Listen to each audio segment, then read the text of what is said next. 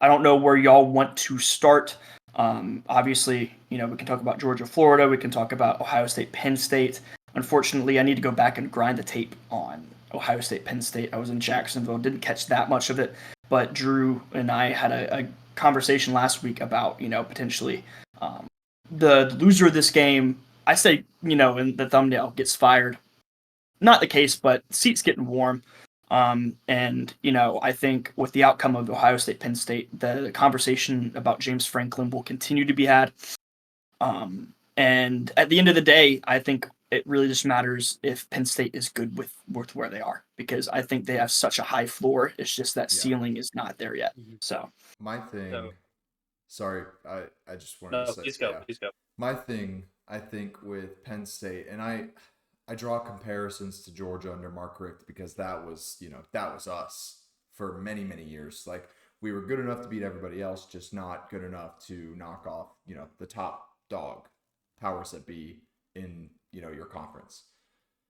I look at it like this. Can they guarantee that if they move on from James Franklin, that they could get somebody at the same level or higher? And if the answer is no, like I think it is, then you kind of have to stand pat with James Franklin. I don't think you can afford to risk it and then hire like a Tom Herman or somebody like that who, has got a lot of hype coming out, but like ultimately will not work out. And they could take Signetti. What? So do you think they could take Signetti? I mean, guys, could they get him is my question. That's a frisky hire. I like that. I think very soon there's going to be the Signetti sweepstakes. To be honest with you, though, there's going to be some bidders for that man. Yeah. One of the hottest names in college football right now. Honestly, I think hiring Hugh Freeze was one of their biggest missteps in years. I think they've set themselves back multiple years in their program. To be honest with you, and he's kind of a shit person too, so kind of a double loss. Damn, they locked Signetti up until 2029. Good for them, man. Yes. That's nice for them. Well, in 2029, he's going to be the hottest name on the market. Well, the thing, his base salary is only $500,000 a year. So they if I'm him, I'm going in. Kid. I'm renegotiating. Oh yeah. Honestly, I don't know if he's the kind. He kind of plays himself off and is low key, but he deserves. Well, if he's going to do that, obviously he's also guaranteed an additional $3.5 million in annual outside marketing and promotional income. So, okay, so then there you go. It's just the way they all in all, yeah. So they're not. His base salary is not. It's not all that coming from the university. No. Yeah, he is a very. I'm googling this. His base value of his contract is like $26 million. His buyout will be more expensive than that. So any team who wants him essentially has to pay that buyout. Yeah. I could see some teams, in the NIL era, the collective era, you got your boosters. If a quarterback is go get a winner. Yeah. If a quarterback is worth 10, how much is a head coach worth? Exactly. Yeah. But so I mean, look. So I watched every second of this Ohio State Penn State game. All right, Drew, give me your analysis. I'm ready for it. The sad thing is, I was right in my preview. I was 100% correct that it was going to be a classic Big Ten schlop fest. I was just hoping that Penn State would have been on the other end of the schlop. They never are. Unfortunately. It's just it is so tough because I'm pretty sure they had 4 trips to the red zone and they were only able to score 6 points. One of those trips to the red zone, they were inside the 2. They had 4 plays inside the 2-yard line and were unable to score. And field goals don't win football games. No, they do not. Like, Will Howard spotted Penn State a pick 6 to start the game, and they still weren't able to piece it together. I mean, hey, as a former offensive lineman, shout out to the Ohio State offensive line. They have been through the ringer as far as injuries go. They've got left guards playing left tackle. They've got backup right guards playing left guard. They've had to piecemeal that thing for the past couple of weeks. Even though I lost money and I kind of wanted Penn State to win that game just because I'm tired of Ohio State and Ryan Day fighting the mid allegations.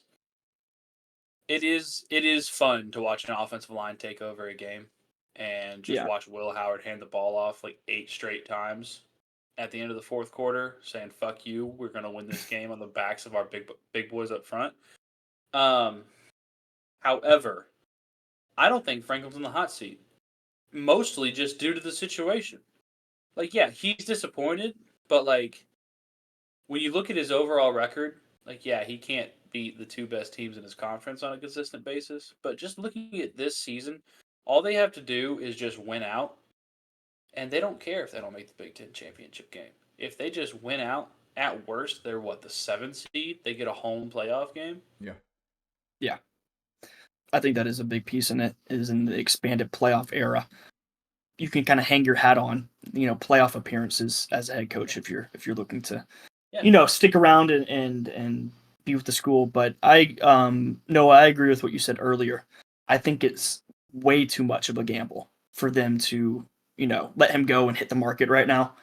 Yeah. Mm-hmm. I'm honestly coming short on any name that would at least be a lateral move for Penn State at the current moment. Yeah. So I think that would be quite the gamble on their part. And I mean, hell, like you said, Drew, they went out. The remaining schedule is not hard at all. And I honestly, admittedly forgot that going into this, they were undefeated. I knew they were undefeated. I forgot they were ranked number 3.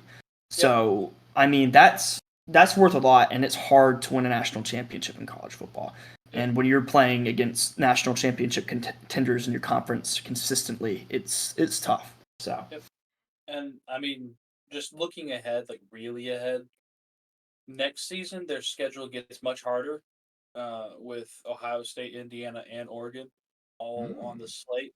I don't know if Indiana's going to be able to continue the success. Let's just assume they do. I don't know. It'll be interesting, but I don't think he's anywhere near on the hot seat this season. No, I think if Ryan Day would have lost that game, we would be having a very different conversation right now. Yes, because they would be out of the driver's seat for the playoff. They would definitely be out of the driver's seat for the Big Ten championship game. So, yeah, and I think that's one aspect of this game is that Ohio State had their backs up against the wall in a game at home. They needed to they needed to win the game for their survival, and whether or not that played into the outcome of the game, who knows? But I'm sure it was kind of I'm sure it was in the back of their heads. Mm-hmm. So it's just.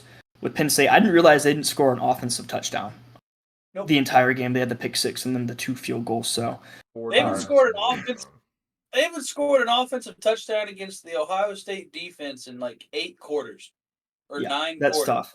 It's and I mean, I was hearing around the college football world that Drew Aller had made some leaps and bounds ahead.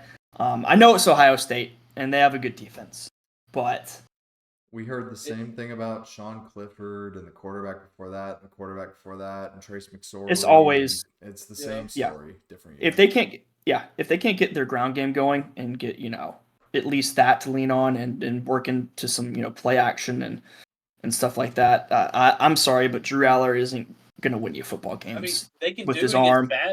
They can do it against bad defenses. They can get away with it. Off against USC. Yeah. Mm-hmm. And I think a lot of that also could boil down to scheme because, you've got guys, you've got Singleton, you've got Katron Allen. Those are good backs. Offensive line is at least solid because you're doing it against non-Ohio State teams, non-Michigan teams in the Big Ten. It's just perplexing. I don't know. I just feel like they would have force-fed Tyler Warren a lot more than they did. I mean, he only touched the ball 7 times, which is he had 3 rushes and 4 receptions, and he is by far their most versatile athlete. Yeah, I didn't even notice Tyler Warren. Sorry, he had. This is the tight end. Sorry, I saw him multiple times. I was like, I don't think the name ever stuck in, but he is a stud, dude. Since that USC game, I like him. Yeah. Mm-hmm.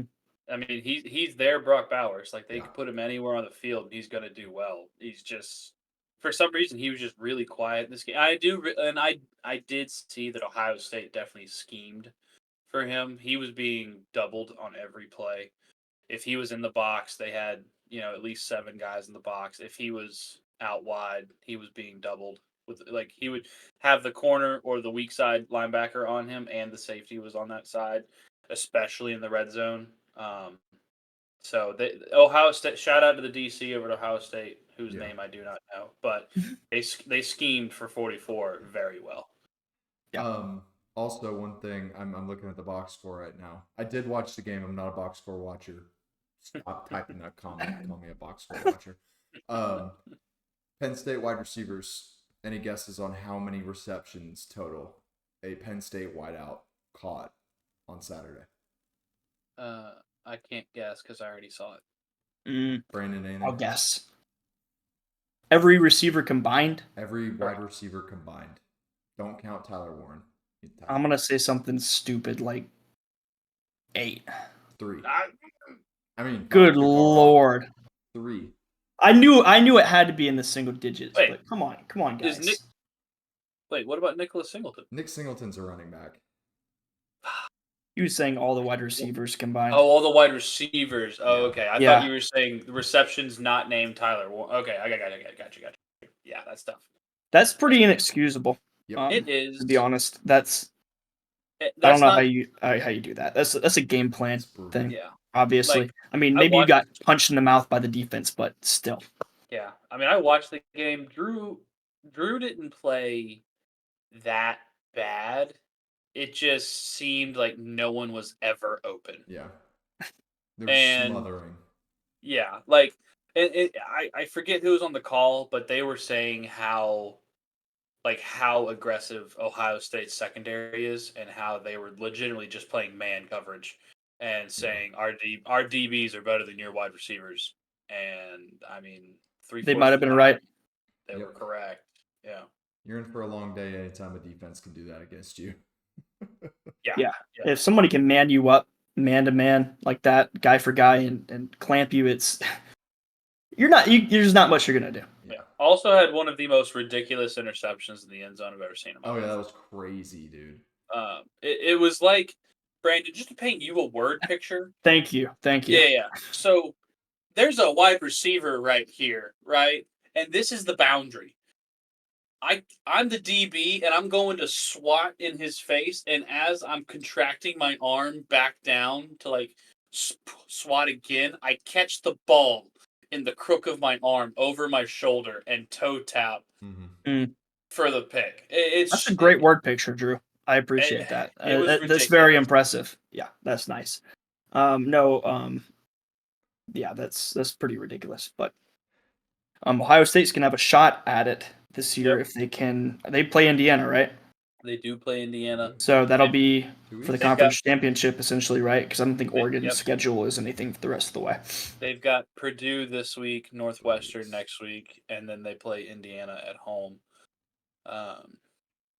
And then, they close the season with Michigan, as we're all aware. But that is, if Indiana can keep doing Indiana things, and if Ohio State wins out, up to that point, that should be a conference championship semifinal. Mm-hmm. Yeah. Most definitely. Yeah, just because, after Penn State, it drops down to Iowa, who's 4-2 in conference play. Yeah. So. All right. There you go. I think that's plenty of time in the Big Ten, fellas. Yeah. Yes. Let's move on from the Big Ten. Obviously, we have the world's largest outdoor cocktail party. Was there anything else we wanted to touch on before that? I know we have some thoughts about the Georgia game.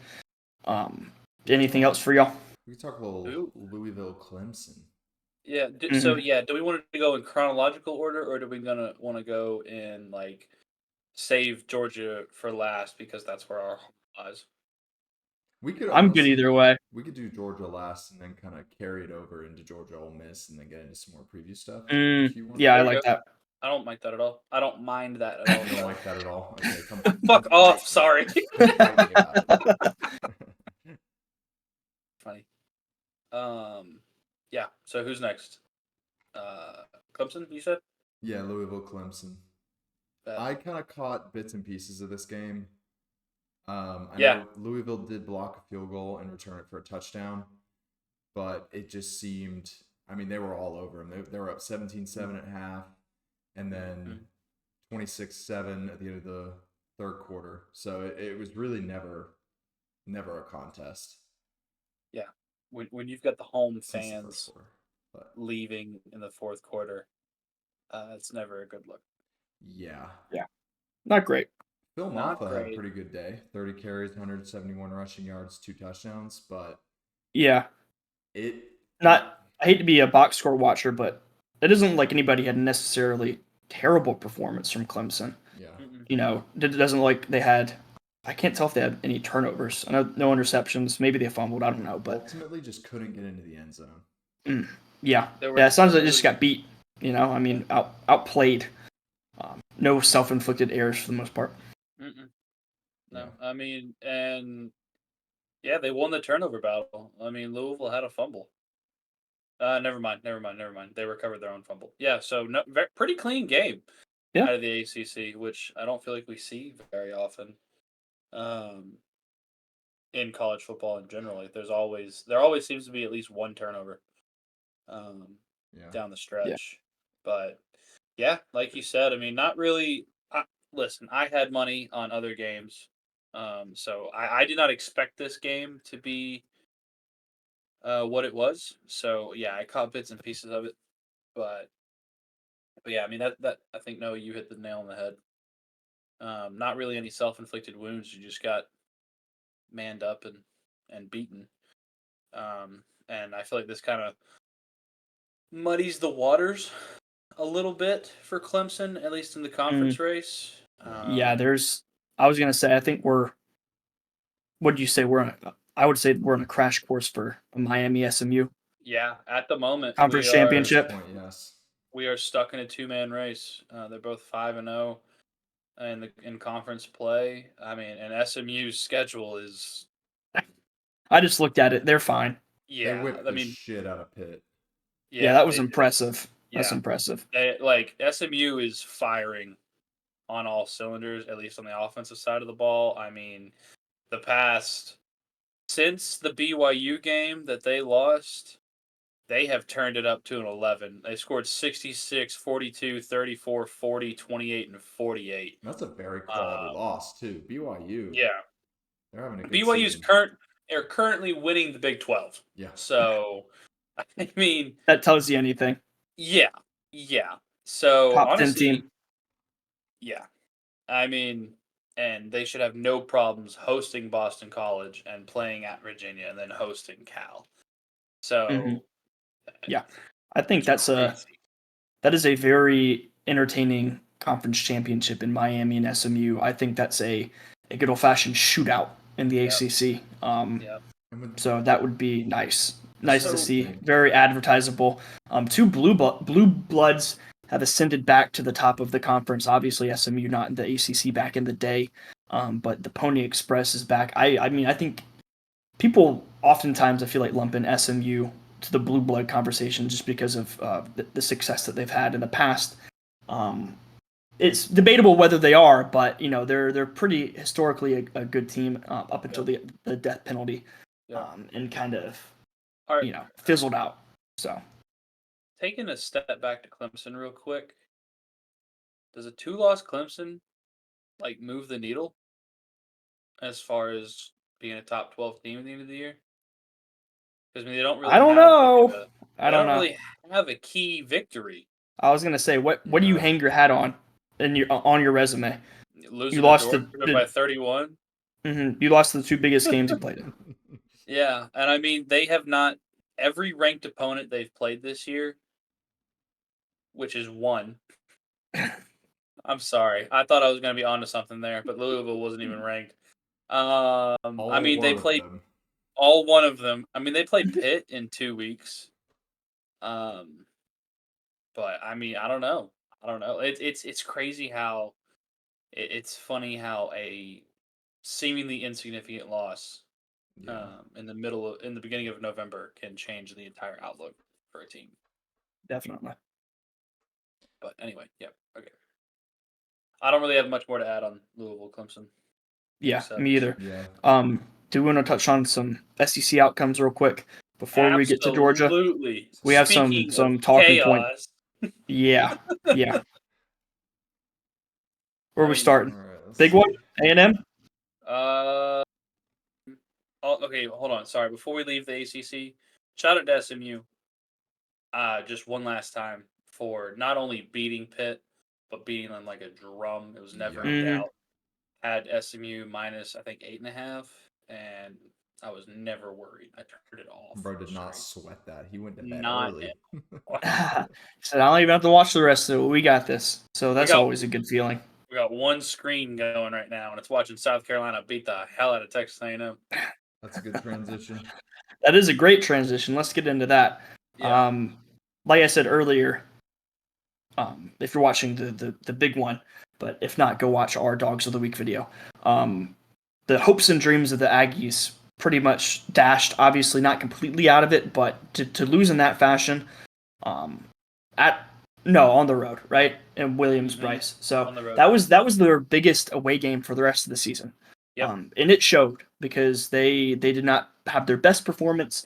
And like I said earlier, South Carolina is one of the better 5-3 teams I have seen ever. Honestly, they're very, very frisky. I mean, they're a good football team. Being 7-1. Yeah. So, big one from the Gamecocks, huge win, and then a very big loss for A&M. They're gonna have to be perfect the rest of the way out. Yep. They'll need to beat Texas if they want any kind of hope. Yeah. When you say that, do you mean SEC wise or CFP? SEC championship wise, I think if they. I mean, do you think a two-loss A&M with losses to South Carolina and Texas makes it in the playoff? 3 loss. Oh shit! Then no. Yeah. Answer's no. I'm too SEC brained. I'm too SEC brained. I forgot about the Notre Dame game, the shit show at the beginning of the year. So, they have to win out to make the playoff even. Yep. So and I agree. I do think that a win over, let's just hypothetically call it a top. I mean, they're 5 right now. Let's call them a top 5 Texas at the end of the year, even if they miss the SEC championship game, probably would be enough to get them in. But that can be a different topic for a different day. But I think it'd be close. Yeah, It's an uphill battle, honestly. They did end up losing Le'Veon Moss, probably their best player, to a season-ending knee injury. It was gruesome, man. I didn't see it, but took a helmet right at the knee, dude. It was. Oh god, yeah. Your knee's not supposed to go that way. Yeah. No. Yeah. They'd actually climbed back into this game. It was 14-3 South Carolina, and then A&M just before halftime had ended up being up 20-17, but then it all just fell apart. Yep. I mean, it was a fun game. Lenoris Sellers actually figured out how to read a block. Imagine that.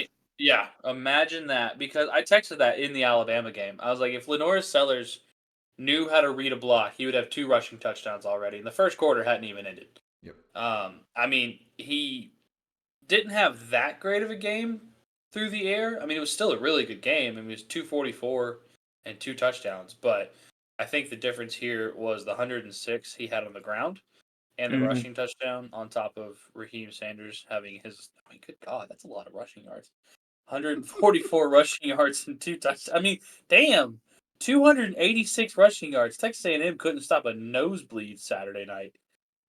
Fucking A. Let's talk about Sellers a little bit more. Him being only a freshman is baffling to me, because I didn't realize that. He's improved. That's impressive. He's improved so much since the beginning of the season, and honestly, I might buy stock in South Carolina next year. He has played in so many, like, not primetime games, but big games. He's been battle tested. Yeah. For sure, especially in the SEC down the stretch.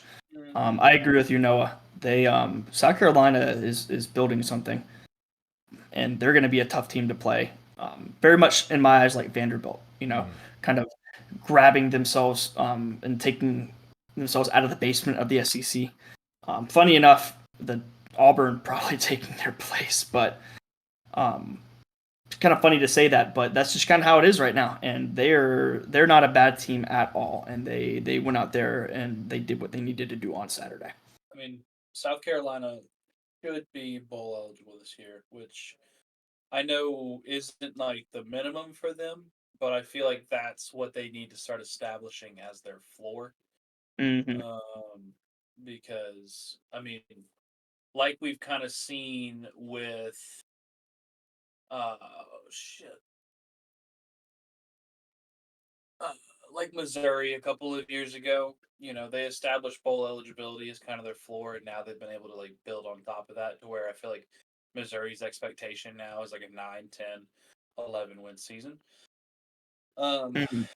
But yeah, I think South Carolina is getting back to 7, 8, 9 wins is the goal, and it's very possible. They've got Vanderbilt in Nashville this weekend. And then they actually host Missouri, which I feel like could be a fun one. Dude, That's a fun one. I just looked at Mizzou since you brought them up. They're the sneakiest 6-2 football team I've ever seen in my life because they got killed by Texas A&M, and I'm like, all right, season over, pack it in. Yeah. See, that's the problem with Missouri. They win close, and when they lose, they get the doors blown off of them. Yeah. Like, sorry, I think it. Yeah. No, well, Alabama and Texas A&M. Unless the A&M too. Yeah. They big losses, like 30-plus point losses in both of those games. Yeah. So, I mean, like you said, Drew, they don't really have a game where they put it. Well, I mean, other than UMass, but come on, like a conference game where they really put it to somebody. Yeah. But I think this is a down year for Missouri. They're 6-2. This is already a down year for Missouri. So, like, if South Carolina can claw their way up to there, if Vanderbilt can, like, I'm not saying Vanderbilt is already at the levels of Missouri and South Carolina, but like if they can, we'll see how far they can make it this year. See if they get to 8 wins, so on and so forth. But the fact they're already bowl eligible before we go into the second week of November is ridiculous. Yeah. Yeah, I love it. Also, what the hell happened to Luther Burden while we're on the subject? Luther Burden. That's a great question. He should be getting force fed, but he's. I think he's the victim of bad quarterback play. Yeah. Between Brady Cook and being hurt and all that, I don't know. You got DOEs on that team too, but maybe that's a topic for another day. I don't know. He only has 40 catches so far for 450 yards. Got to feed him. I'm not. Yeah. Weird. Yeah, they're not having the offensive explosiveness that they've had in years past, and I don't know what it is. I'll be honest, I have not watched that many Missouri football games. Brady Cook hasn't been too healthy. When he's been healthy, Brady Cook's been good, but Drew Pine is their backup, and he has been absolutely fucking dreadful. That's a name, dude. Yeah, I can't believe he's still playing college football. Yeah. So now I think Missouri has to win these football games. I think they've kind of been forced to resort back to good at defense, mid on offense. Whereas last year, I don't know. I just feel like the scheme was a little bit better last year. They were more explosive. They were able to take more shots. I don't think people were able to double Luther Burden like they have been so far this year. Yeah. I don't know. It's been tough up in Missouri. Yeah.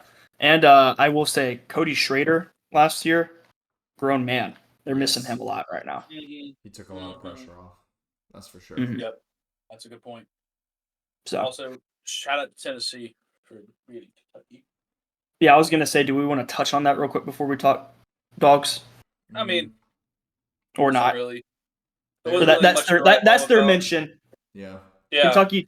Kentucky hung around and then got in the end. Good job, Tennessee. You won a game that you should win. I mean, I don't mean that disrespectfully. I just mean like you should have won that Kentucky's game. good. Yeah. But good job. I mean, you're still in the hunt. Your season's still alive. You beat Georgia. Then everything is in front of you. Everything is in front of you. That's a big if. We'll get to that. In a week. Hey, let's take care of one game at a time. Ole Miss on the schedule. Yeah, I was gonna say I said in a week from now.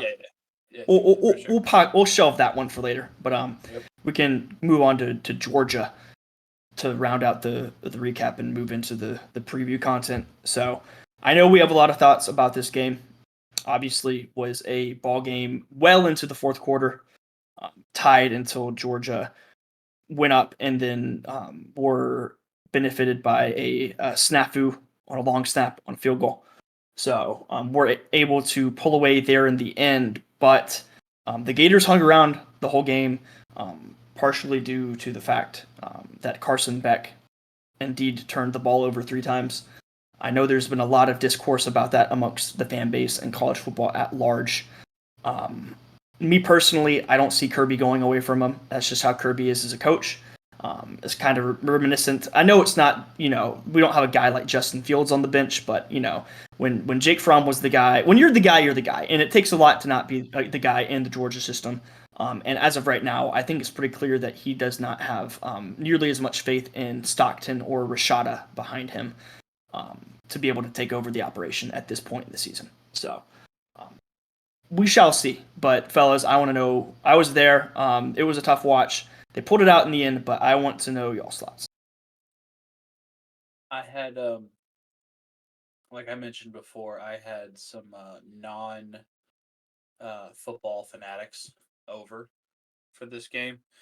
And I got looked at like I was a crazy person. There was one moment we threw an interception, and I literally I don't even know what I did. It was just like a visceral reaction that my body had, and I just like jumped up in the air and like pogo sticked 3 or 4 times, and I'm just like hands down on my sides like, fuck, damn it. I had to leave the room. I feel that. I mean, I had to leave the room. But those interceptions, they were terrible. Awful. Like throwing into triple coverage, brother. Like, what are we doing here? I mean, the thing is, he still had 309 yards. Yeah. And 2 touchdowns. Makes no sense. Repo the Lamborghini. I don't know. Honestly. Yeah. I mean, literally, I know this is going to sound so stupid, but literally just get rid of the picks, and he had a great day. 309, 2 touchdowns. But obviously that's also like saying, if no one starved, communism wouldn't be so bad. So yeah, no, it's hard to overlook for sure. And y'all are right. There's been some interceptions this year where it's like tip ball bullshit. Wide receiver stops running the route, what have you. You can be like, oh, that's not really his fault. I mean, these interceptions were obviously him trying to extend the play, do a little too much, not wanting to take a sack or throwing the ball away, what have you, and trying to make something happen and just making such, I don't know. I know you can fit it in tight windows, but like when there's 3 guys there, you're not fitting. There's no window to fit it in. It's just not there. Is it a confidence thing? Is it trying to do too much? Is it? I think it might be a mixture. Yeah. I mean, I don't know. I feel like he's still confident. He's still slinging it. I mean, he has to be confident with how many times, this Georgia offense is the most prone to pass in a while, in my opinion, just because our ground game isn't really where it's been in the past. So we're relying on Carson's arm even more. So to be having the amount of attempts he has, he needs the confidence. But I don't know exactly what it is. I don't think we've had quarterbacks with 40 attempts. I mean, I know Stetson had that some, but not in the volume that Carson has had in a while. Those were more mid to short range throws. Those were pretty much a continuation of our run game. Mm-hmm. Whereas I feel like Carson has taken more shots down the field, which, like I mentioned, 309 passing yards. Like, not a bad day from a yardage perspective. But shout out, speaking of the run game, shout out to Nate Frazier. Able to step up situationally in a game like that, rivalry game where you're losing, and get you a cool 82 yards. I feel like that was a very quiet 82 yards. Yeah. Also, soft ass flag. Gurley did the same thing back in the day. I think maybe Frazier lingered too much on the throat. Because when Gurley did it, he went like that. He didn't do across the throat. He went like it's over, like a. Yeah. But Yeah. I don't know. Some of the calls I saw on Saturday were just a little soft. Like I meant to mention this in the Ohio State Penn State video or earlier in this video, but there was also a taunting call where a Penn State player, DB, tackled one of the wide receivers and like got up and kind of walked over him and kind of flexed on his way up, and they called that taunting, and that resulted in a 15-yard penalty that gave Ohio State a touchdown. I'm not saying it turned over the outcome of the game, but it helped. it helped. I mean, I think they've always been super strict on if you're directing it towards somebody, it's a pretty big no-no. Obviously, Frazier was not, but they've also been cracking down on like there's been a lot of that and a lot of brandishing weapons going on. Whether it's airing it out or lifting up your shirt to show the piece. Yeah, you can't do it. So samurai sword next time. Yeah. Was it the South Carolina defender that like just pumped shotgun? Just into Jackson Dart, just unloaded. Yeah, it was. I mean that as far as 30. That penalty goes, that is the most. Yeah, that's like the textbook definition of that. He did. Yeah, he did. That is a crazy thing to do down 4 touchdowns. Yeah. But yeah, I mean, overall, a frustrating day when, listen, the contents of our text messages did not have to be disclaimed, but some of those contents were score predictions, and I don't think a single one of us had a spread smaller than 20 points. So when you end up winning by 14, it doesn't seem that bad, but just the flow of the game, I think, made us feel a little bit worse than a 14-point victory. They didn't cover, but if we would have covered the spread a half a point more, that would be very much considered, I believe, a backdoor cover. So with that last touchdown, the speed sweep. So I think some books closed at 13.5, but in my mind, the spread was 14.5. Not that the spread really matters in this game. I was hoping to win by 20 at least, but not my favorite game. No, not my favorite, but I will say Florida is frisky also. I wouldn't say to the level of South Carolina, but every loss they have on record is to a ranked team. If you look at it, Georgia, Tennessee, Texas A&M, Miami, they're very much victims of the hardest schedule in college football, by far and away. So I knew it going into it. They're never an easy win. The rivalry is intense. So to get out of there with a 2-score win, I still think you have something to hang your hat on. But a lot of mistakes that need to be cleaned up going forward for Georgia if they want to make a push and do what they want to do this season. And I'll end it by saying I'm very glad after, a couple of questionable targeting calls against Texas that the targeting call in this game did get overturned. Yep. Because I was there and the Florida fans were like, oh, he got targeted, this and that. And I'm like, that's soft. Yeah. I mean, it was a fantastic hit. He really caught one hell of a shoulder, right? Like there was no... Yeah. If you want to hit hard in today's college football, that is how you have to do it. Absolutely. He did it perfectly. So. And yes, last thing I want to say about this, I'm really glad we're having this type of conversation after a win. Yes. Rather than after a loss. Yep. So, it's good that we're still having this conversation after winning by 14. We obviously did not have our best game, and we still won by 14 points. Now, would it have been a different outcome if Florida wasn't down to a former Yale quarterback? Potentially, but hey, that's how shit happens every now and then. Next man up.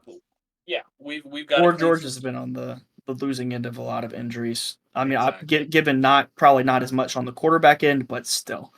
Yeah. I mean, obviously, if Lagway would have remained healthy, I do think he would have given Georgia some more issues. Yeah. But you can't control that. No. So we definitely have some things to clean up to accomplish what we want to clean up, or what we want to accomplish. But I don't think it's like the sky is not falling. I still think that Carson Beck still has it in him to be a great quarterback. and to be a potential first rounder. Just, he needs to go out and show us, and maybe, it's hard. It's getting harder to defend him when I think he's thrown 9 picks in the last 3 games. But I genuinely think he just needs to buckle down and, listen, I understand spending time with your girlfriend. I understand, messing around with your eye black, messing around with your mouthpiece, changing it up, trying to find a new groove. But, I think he just needs to get back to basics and run the offense. The eye black made it that much worse, I think.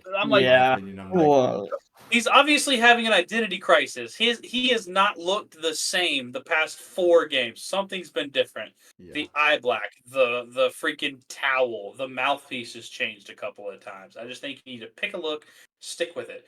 I'm not comparing, but I'm just saying, Stetson Bennett walked out of the field. You knew exactly what he was going to be wearing. Damn right. Jake Fromm walked out of the field. You knew exactly what he was going to be wearing. Listen, Carson, this is not a fashion show. You are a white SEC quarterback, and your name is not Jackson Dart. So, drip should not be in your vocabulary. Go throw for 350 and 3 touchdowns and stun these hoes. I think that's a great closing statement. I do too. Yes. Just want him back. Yes. We all do. Noah, do you have any thoughts to wrap this up? No, just defense. All this talk about the quarterback play has kind of eclipsed the turnaround that the defense has had. I think since it has, watching the Alabama game back, and then watching the team that has taken the field the last 2 games, it's a different defense. They're putting it together. They absolutely are, and that's going to need to be the case moving forward for Georgia to overcome some of the other woes on the offensive side and turnover side if those do not get fixed. But anyways, that is it for our recap. Let us know in the comments what you think about these games and outlooks for the teams moving forward. We'd love to hear what you have to say. I think we're going to get right into some quick preview content.